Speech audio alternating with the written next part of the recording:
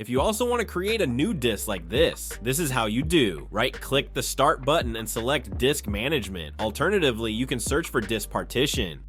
This is how the page will look. Simply identify the disk you want to partition. Click on Shrink Volume.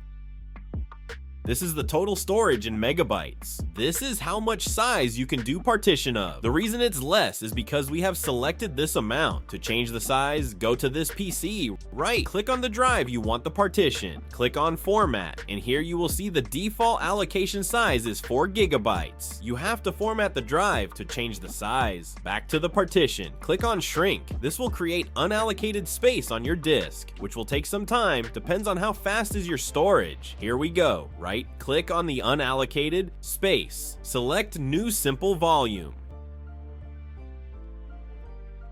You can select any letter. The first one is always easier.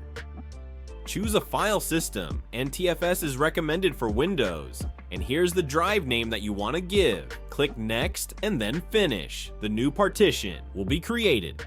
That's it.